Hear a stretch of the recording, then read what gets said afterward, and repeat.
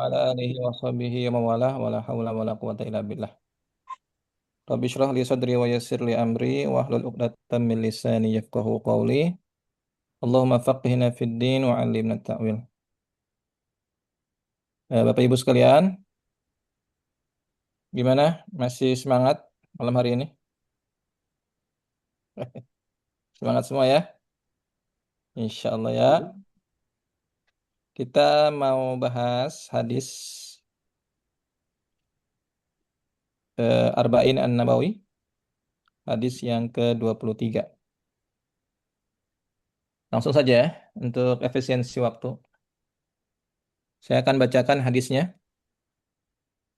Disimak baik-baik dari mulai sanad hadis, periwayatnya, matan, isi hadis sampai hadis riwayat siapa. Bismillahirrahmanirrahim. An Abi Malik Al-Harith ibni Asim Al-Ash'ari radhiyallahu an qala qala Rasulullah sallallahu alaihi wasallam. Dari Abu Malik. Abu Malik itu kunyah, julukan, panggilan dari sahabat yang meriwayatkan hadis ini. Nama sahabatnya adalah Haris bin Asim. Nama aslinya Haris bin Asim Al-Ash'ari. Ya. Nama panggilannya Abu Malik. Abu Malik. Biasanya diambil dari nama anaknya. Ya. Beliau menyampaikan bahwa Nabi bersabda. Apa sabda Nabinya? Isinya. At-tuhuru syatrul iman. At-tuhuru syatrul iman. Bersuci itu adalah sebagian atau separuh dari iman. At-tuhur. Walhamdulillahi tamla'ul mizan. Kalimat alhamdulillah, kita baca zikir alhamdulillah, gitu ya. Itu manfaatnya apa? Memperberat timbangan. Tamla'ul mizan itu timbangan pahala maksudnya ya. Wa subhanallah walhamdulillah. Sedangkan ucapan alhamdulillah dan subhanallah dan alhamdulillah tamla'an, tamla'an itu memenuhi ya, atau tamla'u ya, ma bainas samawati wal ard, memenuhi ruangan antara langit dan bumi. Jadi ada space antara langit dan bumi. Nah, itu pahala yang didapatkan dari ucapan subhanallah walhamdulillah. Kalau cuma alhamdulillah saja itu memberatkan timbangan, tapi kalau dilengkapin subhanallah walhamdulillah itu apa? Tamla'an au tamla'u ma bainas samawati wal ard. Wassalatu nurun. Salat itu adalah cahaya. Ya, sini. Wassalatu nurun. Salat itulah cahaya. Wassadaqatu burhanun. Sodaqah itu adalah bukti. Bukti nyata. Bukti nyata apa? Bukti nyata iman. Wasabru diyaun. Kesabaran adalah cahaya atau pelita. Ya, ada nur, cahaya, ada diya, pelita. Beda ini. Kalau cahaya nur itu cahaya yang tidak panas ya. Kalau diya itu pelita. Matahari kan bercahaya dan panas, menimbulkan panas. Nanti kita akan bahas itu terkait dengan dua kalimat yang mirip-mirip tapi ternyata maknanya beda. Wal Quran hujjatun laka. Al-Quran menjadi hujjah, pembela untuk kalian nanti di akhirat bakal belain. Au alaika, dan Quran bisa juga jadi penuntut, bisa bela, bisa nuntut, tergantung sikap kita terhadap Al-Quran. Ya, kullun nas, dan setiap manusia itu yagdu, berusaha. Ya, setiap manusia itu apa? Berusaha. Setiap hari dia keluar rumah untuk melakukan usaha, melakukan aktivitas. Fabai'un nafsahu, dan mereka itu mempertaruhkan dirinya atau menjual dirinya, menjual diri. Nah, apa maksud menjual diri nanti kita jelaskan. Famu'tiquha au mubiquha, dari semua manusia yang berusaha dan menjual dirinya itu, ya, ada yang terbebas dari azab, gitu ya, dari kesengsaraan, dari kerugian alias untung. Au mubiquha, ada yang rugi, gitu. Jadi macam-macam tuh orang yang usaha dan menjual dirinya, ada yang rugi, ada yang untung. Namanya jualan gitu kan. Hadis ini diriwayatkan oleh Muslim, ya, hadis riwayat Muslim. Sekarang kita bahas periwayatnya, yaitu Abu Malik Harith bin Asim Al-Ash'ari radhiyallahu anhu. Kalau dari sisi profil, beliau nggak terlalu banyak diceritain ya di dalam kitab atau riwayat-riwayat sirah sahabat ya. Beliau dikenal sebagai sosok yang bernama Abu Malik, ya. Nama aslinya Haris bin Asim Al-Ash'ari. Al-Ash'ari itu dinisbatkan, ya, kalau salah satu apa kabilah di Yaman. Ya, satu kabilah yang ada di Yaman tuh Al-Ash'ari. Nah, cerita dari sosok beliau ini, beliau itu termasuk sahabat yang wafat tahun 18 Hijriah pada masa Umar menjadi presiden, Khalifah Amirul Mukminin. Dan termasuk sahabat yang jadi korban meninggal dunia saat peristiwa wabah. Kalau kita itu kan wabah COVID-19. Nah, di zaman dulu ada wabah juga. Bentuknya apa? Wallahu alam. Dan beliau termasuk yang meninggal karena wabah. Dan hadis yang beliau riwayatkan jumlahnya nggak banyak. Ya, ada kan sahabat yang meriwayatkan hadis sampai 1.000, sampai 5.000, 2.000 gitu ya. Beliau hanya meriwayatkan 27 hadis. Ya, walaupun cuma sedikit hadisnya, tapi hadis yang beliau riwayatkan tuh hadis yang berkaitan dengan pokok-pokok agama. Hal yang termasuk urgent banget gitu ya untuk bekal kita. Jadi memang seluruh sahabat yang meriwayatkan hadis itu semua mulia ya. Walaupun cuma 20 hadis ya, kita tetap memposisikan diri mereka di dalam posisi yang mulia. Sekarang kita masuk ke hadisnya. At-tuhuru syatrul iman. Ini ya. Bersuci itu adalah separuh atau bagian dari iman. Ya, at-tuhuru syatrul iman. At-tuhur, jemaah, di sini kita belajar bahasa Arab dikit ya. Karena ini hadis bahkan pakai bahasa Arab, kita harus bisa juga memaknai latar belakang penggunaan kata ini, gitu ya. Tuhur itu menggunakan domah, gitu ya. Maknanya adalah aktivitas bersuci, perbuatan bersuci. Ya, bisa disebut tuhur, bisa disebut tohur. Ya, kalau sahur, bisa suhur. Itu sama-sama tuh, mirip-mirip tuh. Tapi beda. Cuman A sama U beda makna. Tuhur artinya perbuatannya, ya, perbuatan bersucinya seperti mandi, wudhu, itu namanya tuhur. Kalau tohur pakai fathah, toknya pakai fathah, itu alat atau sarana bersucinya. Misalkan apa? Air. Air yang suci mensucikan tuh tohur namanya. Ya. Sebagaimana kalimat lain, sebagai contoh ya, wudhu. Wudhu dengan wadu. Ya. Pakai pakai fathah. Wudhu itu perbuatannya, aktivitasnya. Wadu itu airnya, air untuk wudhu. Suhur dengan sahur juga sama. Sahur itu makanannya. Sebenarnya kalau kita sebut, yuk kita sahur. Sahur itu sebenarnya makanan. Makanan yang dimakan sebelum subuh itu sahur namanya. Kalau suhur itu aktivitasnya. Ya, tasahharu, ya. Suhur itu aktivitas makan sahurnya, gitu ya. Tapi karena kita ada akrabnya kata-katanya pakai sahur, ya nggak masalah, gitu ya.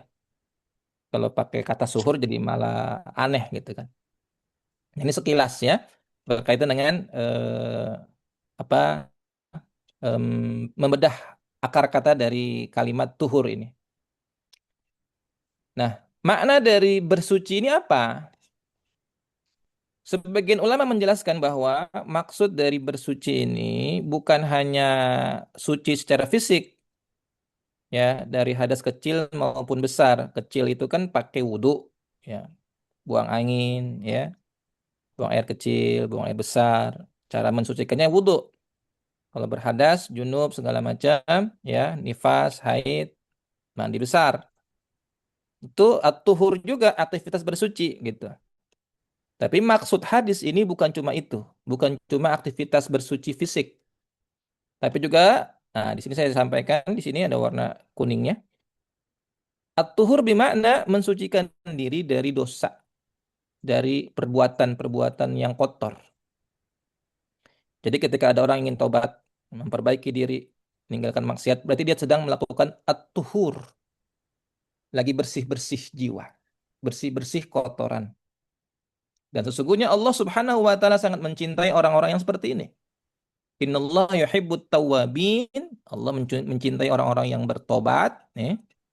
Dan Allah mencintai orang-orang yang mutatahhirin, yang suka nyuci. Nyuci apa? Nyuci diri dari dosa-dosa, mensucikan dirinya. Nah, at-tuhur tadi bersuci itu disebut sebagai syatrul iman, separuh dari iman. Kenapa kok cuma separuh ya? Ya, ya karena kan iman itu banyak cabangnya, banyak bagian-bagiannya. Ya, iman itu kalau kita bagi dua atau kita simpulkan dalam kerangka besar gitu ya. Iman itu ada dua sisi. Sisi pertama meninggalkan yang Allah larang, sisi yang kedua melaksanakan apa yang Allah perintahkan. Iman itu kan, ya. Apa yang Allah larang kita tinggalin, apa yang Allah perintahkan kita laksanakan, itu iman. Dan at-tuhur mensucikan tadi, mensucikan diri dari dosa, berarti kita menjalankan setengahnya. Apa itu? Ya, melaksanakan berbagai bentuk ketaatan. Salah. Melaksanakan apa? Ini poin yang pertama, meninggalkan segala yang dilarang Allah. Berarti kita telah mensucikan diri kita dari apa-apa yang dilarang Allah. Berarti kan setengahnya nih, kita menjalankan yang poin satu, setengah. Nah, sisi yang lain, ya, melaksanakan apa yang Allah perintahkan berarti setengahnya lagi. Makanya disebutnya at-tuhur, mensucikan diri dari segala yang Allah larang, itu adalah syatrul iman, separuh dari iman. Gitu ya. Itu makna yang pertama. Makna berikutnya dari kalimat at-tuhuru syatrul iman. Bersuci adalah bagian dari iman. Menarik jemaah. Kalau kita lihat, makna iman itu ternyata juga diartikan sebagai sholat. Ditafsirkan sebagai apa? Halo? Gimana, gimana, gimana? Asik. Asik. Masya Terus net, Allah. matiin net.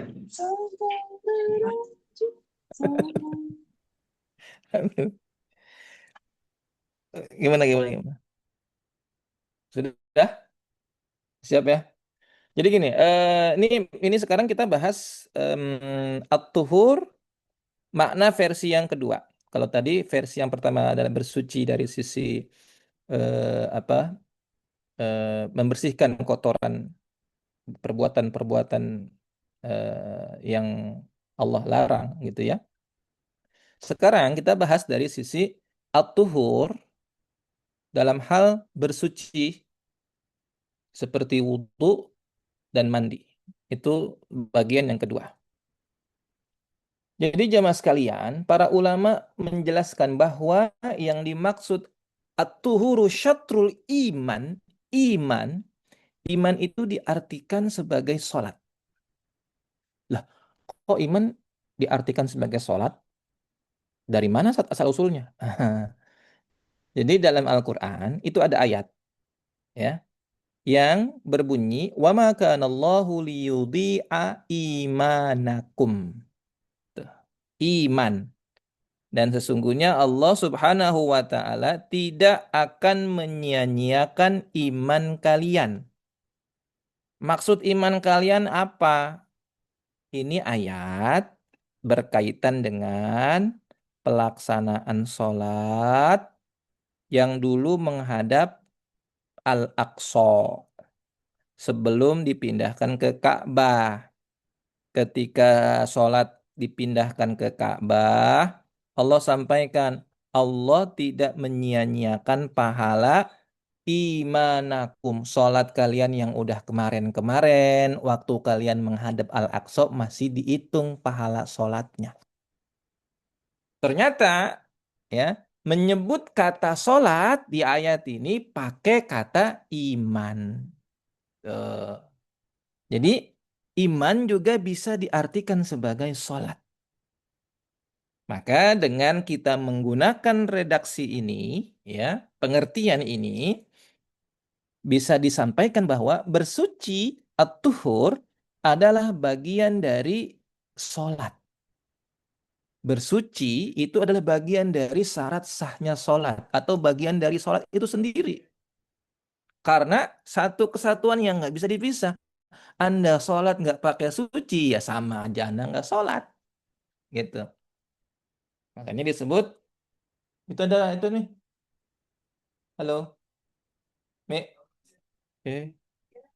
Jadi bersuci bagian dari sholat, gitu. At-tuhuru syatrul iman. Jadi gitu.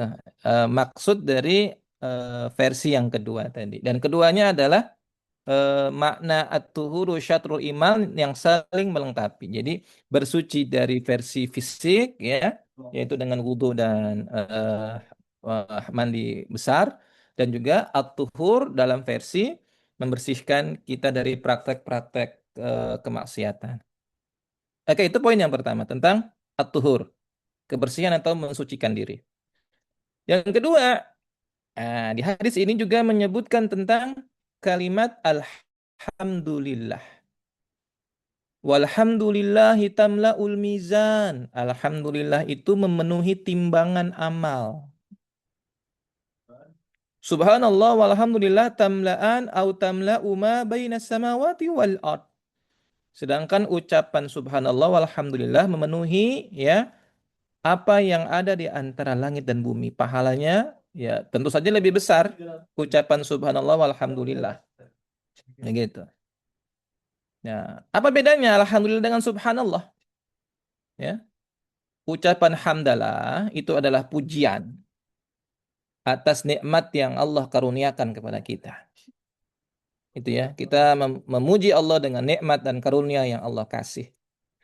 Kalau subhanallah itu adalah bentuk ungkapan penyucian ya. Kita mensucikan Allah dari segala cacat, kekurangan, aib dan yang tidak layak disandarkan kepadanya. Kita mengucapkan subhanallah. Silakan kita ada orang yang menuduh Allah memiliki anak, subhanallah. Ya, kita mengatakan subhanallah maksudnya Allah dari sifat-sifat yang disampaikan. Ya, ada orang-orang yang menyamai Allah dengan makhluk, subhanallah, dan seterusnya gitu. Maka biasanya ucapan subhanallah itu identik dengan melihat sesuatu yang tidak baik, subhanallah. Boleh nggak Ustaz ngucapin subhanallah kalau ngelihat yang indah-indah, misalkan pemandangan kita ngucapin subhanallah, ya boleh-boleh aja. Boleh, nggak dilarang juga. Karena di bagian sebuah ayat dia di Al-Isra Allah membuka ayatnya dengan tasbih juga kan. Subhanalladzi asra bi'abdihi lailam minal masjidil haram. Ya, maha suci Allah yang telah memperjalankan. Itu berarti kan Allah menggunakan redaksi tasbih ya untuk sesuatu yang indah, sesuatu yang menakjubkan. Jadi sah-sah saja. Walaupun memang umumnya kalau melihat yang indah itu merespon sesuatu yang indah dengan masya Allah gitu ya. Subhanallah juga nggak masalah. Oke, kemudian pelajaran dari kalimat Alhamdulillah, Subhanallah itu menunjukkan bahwasannya ucapan-ucapan tersebut adalah ucapan yang ringan, tetapi pahalanya gede banget gitu, ya. Bahkan bisa memenuhi ruang antara langit dan bumi. Bayangin, antum ngucapin Alhamdulillah, Subhanallah, Alhamdulillah, ya. Itu pahalanya bisa memenuhi space antara langit dan bumi kan, itu ruangan tak terbatas, ya. Ya. Sebuah balasan yang sangat besar gitu. Dan ucapan zikir subhanallah, alhamdulillah, wala ilaha illallah, Allahu akbar, astagfirullah, itu ringan, sesuatu yang ringan. Bahkan orang yang sakit sekalipun ya mampu melakukan secara multitasking gitu ya, melakukan aktivitas bersama-sama sambil berzikir bisa gitu ya. Makanya jangan kita meremehkan amal yang mungkin secara effort kecil, ringan, tetapi balasannya besar banget. Dia termasuk amal yang effortless gitu ya. Nggak terlalu gede usahanya, tapi maksimal hasilnya. Dia kan menggunakan prinsip ekonomis begitu kan. Menggunakan modal sekecil-kecilnya, untung segede-gedenya. Hmm, ya. Zikir tuh begitu. Modalnya dikit, cuman lisan doang. Tapi profitnya gede banget. Makanya Nabi bilang di hadis yang lain kan, beliau menyampaikan dan bersabda, ya, ada kalimatani khafifatan, dua kalimat yang khafif, yang ringan, gampang banget, yang effortless. Nggak usah pakai mikir, nggak usah pakai mengerutkan dahi, nggak usah pakai murojaah berkali-kali ngulang hafalannya, enggak, ya. Tapi pahalanya berat timbangan di sisi Allah Subhanahu wa taala. Salah satunya adalah kalimat subhanallah tadi. Subhanallah bihamdihi subhanallahil azim. Thaqilatan, berat tuh timbangannya. Maka ikhwas sekalian, Masya Allah nih. Antum sambil dengerin nih sekarang, bisa sambil multitasking, sambil masak. Antum bisa multitasking, sambil naik motor, multitasking, bawa mobil, multitasking. Ya. Amal yang bisa sambil multitasking ini, kalau sambil ngaji, mungkin kita belum bisa gitu. Masak sambil buka mushaf misalkan gitu ya. Ya, ya ini zikir itu adalah bagian dari amal yang ringan, tapi nggak main-main pahalanya. Kemudian dilanjutkan sabda berikutnya adalah wassalatu nur. Salat adalah cahaya. Ya. Kenapa disebut nur? Ya, karena bukan cuma sekedar kewajiban. Dia menjadi semacam apa ya? Ketika kita gelap, gulita, nggak bisa jalan. Salat yang nunjukin kita arah yang tepat untuk kita ambil, gitu. Makanya kalau kita benar, tepat, ya, melaksanakan perintah Allah ini, ya, menghadirkan hati, dia akan menjadi nur, cahaya, akan bimbing kita, bisa ngebedain mana sih yang benar, mana sih yang batil. Jadi lebih sense of furqannya cakep gitu ya.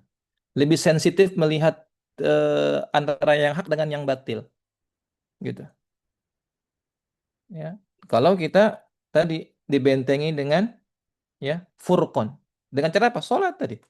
Karena dia mengandung nur, cahaya. Seperti kita trekking di sebuah jalur yang antah barantah kita belum kenal, gelap gulita, dan kita ada cahaya di situ. Nah, kita bisa memilih mana jurang, mana bukan. Ya, itulah nur salat. Maka jamaah, ketika ada orang yang apa ya, memiliki nur tadi, dia akan terdorong untuk mengikuti ya apa yang dia yakini. Ketika seseorang mengetahui bahwa ini benar, dia akan ikuti jalur yang benar itu. Ya, kalau ketika dia tahu, oh ini batil, ini nggak benar, ini nyimpang, dia akan berusaha dengan otomatis gitu ya, nggak cocok nih. Ini bukan jalan saya nih. Kenapa? Nur udah nempel. Nurnya itu udah nempel di hati dia dengan sholatnya dia itu. Maka wajar ketika ada ungkapan inna sholata tanha anil fahsya'i wal munkar. Sholat bisa mencegah kita dari yang aneh-aneh, ya kan? Relevan banget. Ternyata kenapa? Karena emang tuh nur, ya. Sholat itu bisa menjadi yang jagain kita gitu. Kita bisa bisa bisa membedakan mana yang kira-kira menyelamatkan saya nih, gitu. Ya bukan berarti eh, orang ketika habis sholat, melaksanakan sholat, langsung mengetahui seluruh kebenaran, tiba-tiba habis Assalamualaikum warahmatullah, Assalamualaikum. Tiba-tiba cring bim salabim, jadi tahu segalanya. Bukan begitu juga. Ya, untuk mengetahui mana yang hak, mana yang batil, tetap harus belajar, harus menuntut ilmu gitu ya. Ya. Nah, ketika belajar menuntut ilmu, kemudian dikuatin dengan sholat yang benar gitu ya, maka dia akan melahirkan kesadaran gitu.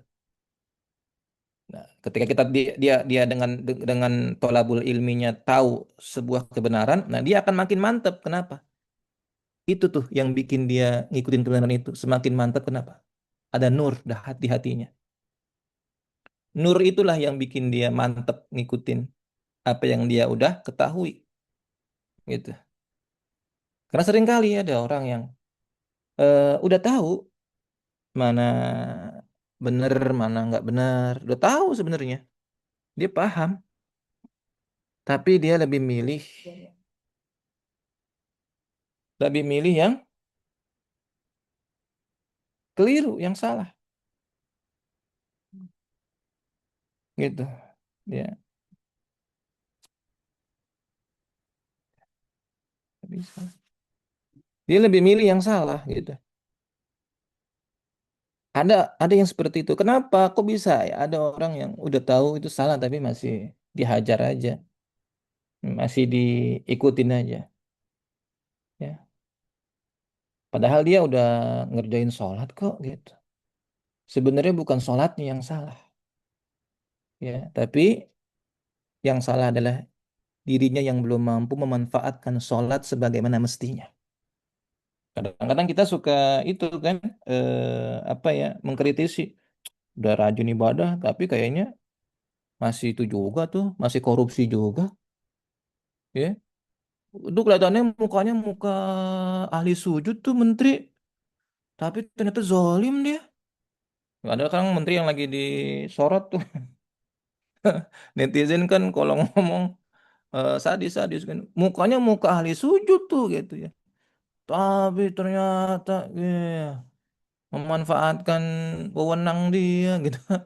Tapi ternyata zolimnya luar biasa. Waduh, lebih jahat dari Firaun.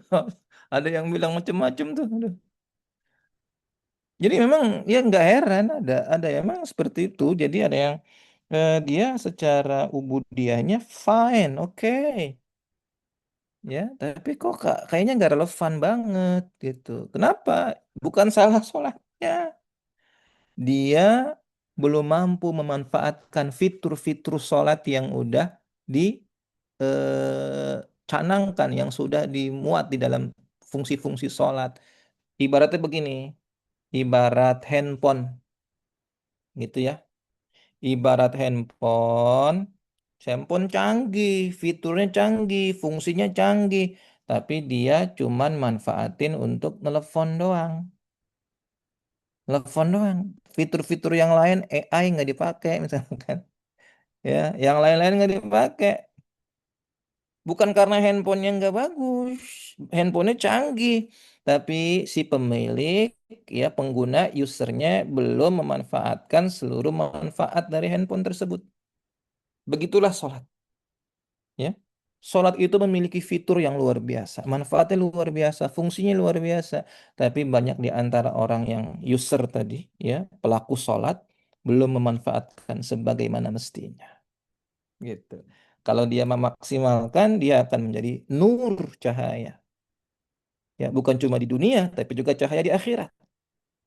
Kalau cahaya di dunia kan dia jadi apa ya? Yang jadi nunjukin dia nih ikut hal-hal yang baik-baik yang akan jagain dia untuk tetap berada di rel gitu. Kalau di akhirat nanti nurnya berupa apa? Kelak nanti di yaumul qiyamah, umat Nabi itu akan dikenali dari bekas wudhu yang bercahaya. Tuh, Masya Allah ya. Antum kalau misalkan haji atau umroh, biasanya kan ada penanda di rombongan-rombongan tertentu, kloter-kloter tertentu, karena begitu banyak jutaan orang kan, biar memudahkan. Biasanya ditandain pakai slayer, ada yang pakai bunga-bunga. Kalau ada tuh yang unik zaman Indonesia menggunakan ornamen bunga matahari di kepalanya, jadi kelihatan dari jarak jauh. Itu rombongan Indonesia tuh. Ada yang pakai batik dan seterusnya gitu ya. Itu baru di ini loh, baru di Mekah, baru di jamaah haji umroh. Sulit mengenali orang karena saking banyak dan sama semua. Kelak nanti di padang mahsyar itu bejibun orang. Sulit dikenalin siapa nih umatnya siapa nih umat siapa. Nah, umat Nabi dilihat dari tadi cahaya tadi tuh. Cahayanya dia yang akan membedakan. Itulah yang disebut sebagai as-salat nur. Salat adalah cahaya. Kemudian sedekah disebut sebagai was-shadaqatu burhan. Sedekah adalah bukti nyata. Kenapa sedekah disebut burhan, bukti nyata? Ya, karena ikhwas sekalian, hakikatnya manusia itu sangat mencintai harta. Ya, semua manusia itu wa innahu lihubbil khairi lasyadid, sangat mencintai banget banget harta.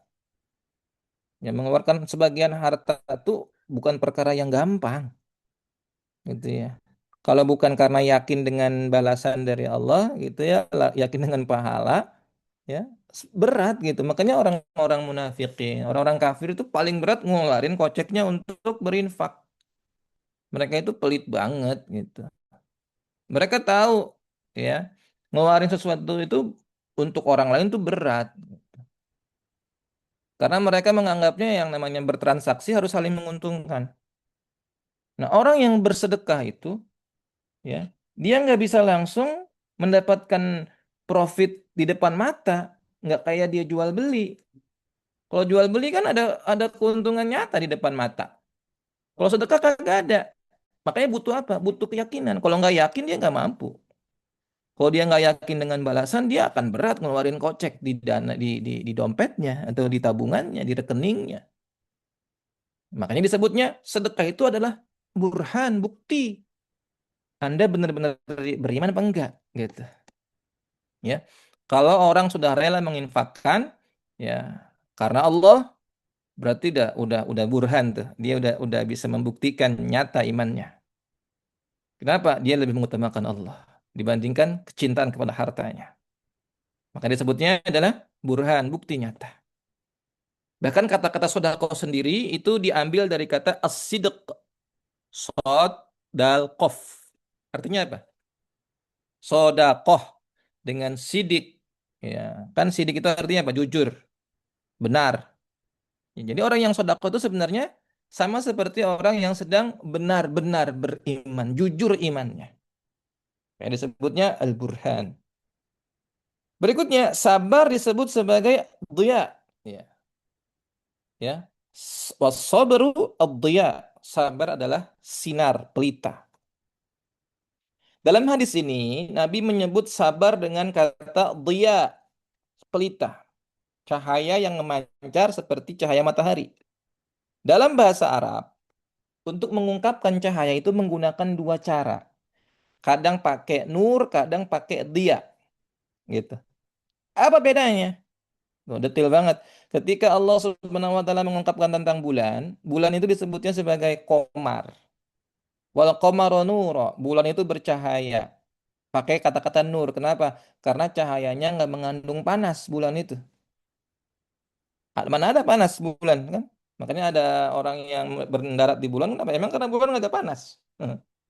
Dan tidak ada seorang pun ya atau pesawat antariksa yang mampu mendaratkan em, pesawat antariksa ke matahari. Kenapa? Karena mengandung dia cahaya yang menimbulkan panas. Nah, di hadis ini wasabar sabar itu disebut sebagai dia sinar. Kenapa digambarkan demikian? Karena sabar bukan perkara yang ringan seperti nur. Kenapa nggak disebutnya as-sabr nur? Sabar adalah cahaya cahaya nur yang ringan. Enggak. Karena sabar disebut dia karena butuh perjuangan. Effortnya gede banget, usahanya gede banget. Pengendalian yang kuat, kesungguhan yang besar. Amal hati yang paling agung, makanya pahalanya besar. Bighairi hisab. Unlimited pahala. Tuh, pahala orang-orang yang bersabar tuh unlimited. Innama yuwaffas sabirun bighairi hisab. Ya. Bighairi hisab itu unlimited. Masya Allah. Kenapa? Karena dia adalah pelita yang memang butuh effort yang sangat besar. Dan ada tiga jenis kesabaran. Sabar dalam jalanin ketaatan, sabar dalam meninggalkan maksiat, sabar dalam menghadapi takdir. Dan ini adalah bentuk kesabaran yang tidak gampang. Makanya wajar bi ghairi hisab, unlimited balasannya. Redaksi berikutnya, Al-Quran hujjatun laka au alaika. Al-Quran akan menjadi pembela bagimu dan juga menjadi apa? Menjadi penuntut bagimu. Quran bisa menjadi pengacara, Quran juga bisa menjadi jaksa nanti yang akan nuntut kita. Tergantung penyikapan kita saat kita sekarang nih. Al-Quran akan jadi pengacara kita di hari kiamat, ya. Saat kapan? Saat kita mengimaninya, mentilawahinya, mempelajarinya, memahami isinya, berusaha mengamalkan, mendakwahkan, mensyiarkan, ya. Maka Nabi mewanti-wanti sama kita baca Quran, fa innahu ya'ti yaumal qiyamah syafi'an li ashabi, karena dia bakal belain kita nanti menjadi pengacara kita. Tapi sebaliknya kalau kita ninggalin Quran, ya, ninggalin itu dalam arti apa? Ya, enggak dibaca, enggak dipelajari, ya, enggak diamalkan. Dia akan menjadi penuntut umum. Kalau ini jaksa JPU, jaksa penuntut umum, yang akan nuntut kita. Maka ada ayat tuh di dalam surat Al-Furqan. Al-Furqan ayat 30. Ada ayat yang bunyinya, Ya Rabbi, inna qaumit inna qaumut takhudhu hadzal Qur'ana mahjura. Ya Rabb, ya Rabb, ya Tuhanku. Kaumku telah menjadikan Quran sesuatu yang ditinggalkan. Ya, Allah mengabadikan pengaduan Rasul kepada umatnya yang meninggalkan Quran. Ya, jadi meninggalkan Quran bukan cuma nggak mau ngebaca, ya. Oh, udah kok, saya udah membaca. Belum tentu Anda selamat dari kategori meninggalkan Quran kalau Anda nggak berusaha memahaminya, gitu ya. Nggak berusaha mengamalkan, nggak berusaha menghafalkannya. Nah, ketika sudah berusaha membacanya, memahaminya, menghafalkannya, mengamalkannya, nah itu dah selamat kita tuh dari orang yang masuk dalam unsur ninggalin Al-Quran. Maka tinggal pilihan kita. Mau jadi dibela oleh Al-Quran atau dituntut sama Al-Quran. Nah, semoga Allah mudahkan kita untuk terus bersama Al-Quran, bisa baca, tadaburin, menghayatin. Termasuk ikhtiar kita ngabar ini mudah-mudahan ya Allah jadi sebagai bukti, ya hujjah, ya bukti nyata kita lagi ikhtiar ya Allah untuk menjadikan Al-Quran nanti menjadi pembela kita ya Allah.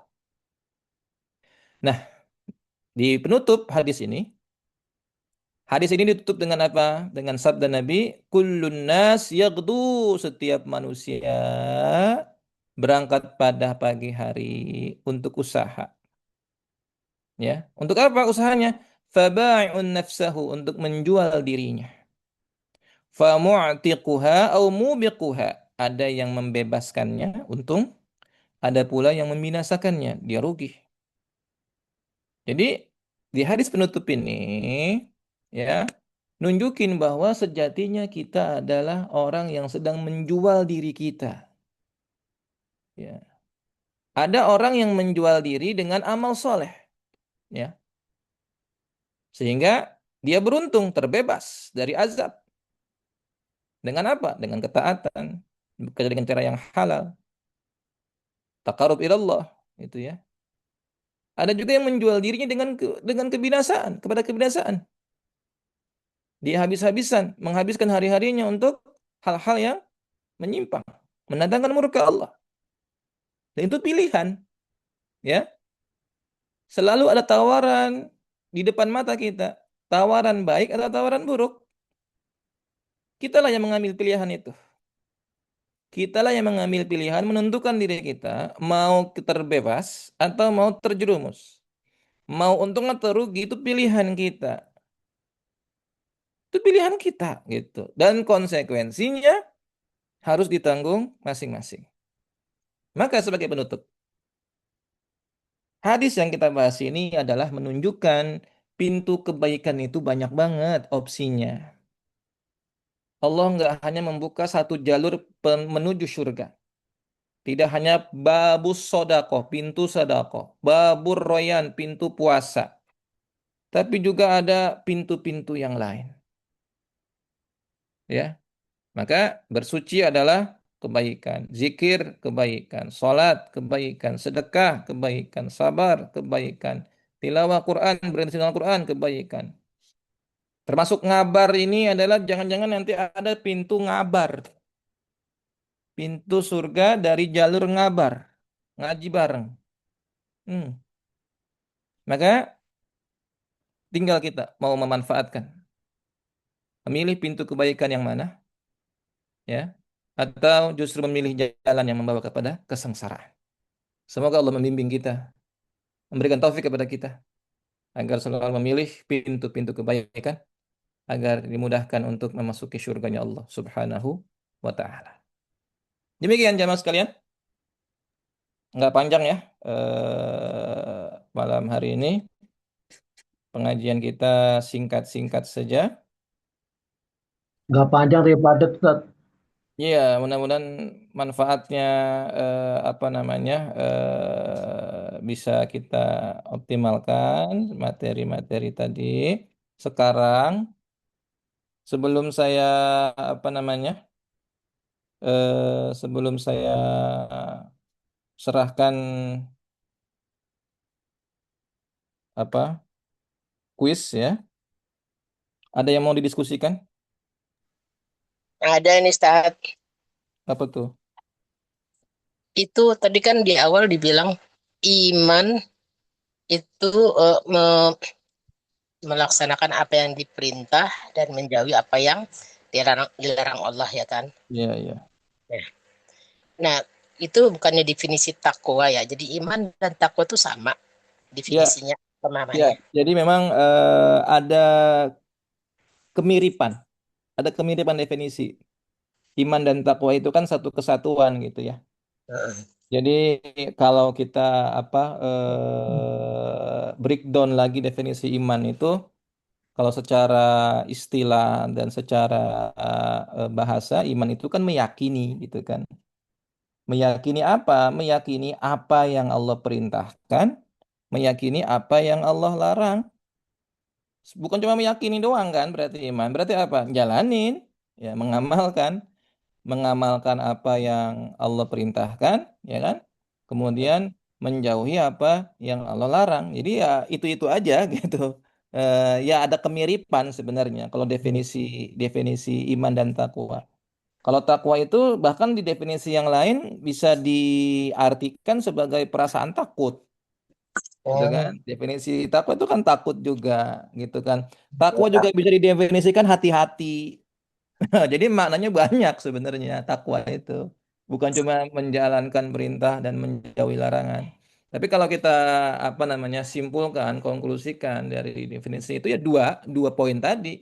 Jalanin apa yang Allah instruksikan, jauhin apa yang Allah larang. Nah, gitu poinnya sih. Gitu ya. Jadi kenapa tadi bersuci itu adalah separuhnya ya karena relate dengan tadi satu sisi yang artinya adalah menjauhkan yang Allah larang. Gitu. Wallahu a'lam bishawab.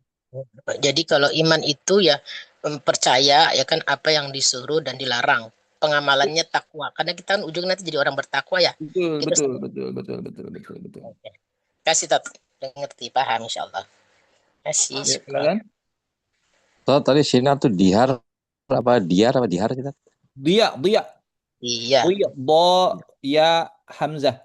Nggak Diaun. pakai nggak pakai R, nggak pakai R ya? Enggak. Ini tadi kalau pakai teks apa? Kalau pakai teks Indonesia agak rancu nih yang Arabnya aja nih. Arabnya kan gini nih. Dia, oh dia, Hmm. Wasabru dia, diyaun. Lihat gak? Tuh, oh diyaun. dia. Oh iya, iya anaknya tetangga namanya dia, anaknya Ustadz. Dia, Nah, pakai dot baru berarti. tahu artinya. Baik ya. Dia. Ada lagi? Itu kalau ke matahari nggak bisa karena sinar malam tat kata orang Madura mataharinya bisa. Oh, benar. Jadi kalau jalan Beda, siang-siang mataharinya malam. beda bab. Madura lagi. Madura itu warung yang buka terus sampai Hamin satu kiamat. Oke, cukup ya. Yuk kita foto. Satu, dua. Izin kuisnya besok dikerjain ya, Tat. Udah Ya, ngantuk, Tat. bebas ya, yang semampunya aja. Ya, semampu bapak-bapak dah ya, bapak ibu-ibu ya. Ini untuk murojaah aja dan tidak mempengaruhi nilai kita di sisi Allah Subhanahu wa taala ya. Cuma untuk memfasilitasi bapak-bapak ibu-ibu untuk apa mengukur tadi kira-kira oke nggak nih? Ya, maksudnya nyambung apa enggak gitu. Dan sebenarnya juga untuk Mental-mental terus saya libur dulu kayaknya. Mental-mental mulu nggak paham jadi. mentalnya, Nanti mental belajar. aplikasinya. Iya keluar masuk terus jadi pas materi lagi ini hilang lagi masuk. Oh iya iya. Ya udah ntar di ini. Makasih ya semuanya ya. Besok Jangan lupa besok, Ustaz. besok ya. Iya. Ya, Aneh besok. kan besok kajian subuh dulu tuh paling selesai itu kan syuruk jam 6 lewat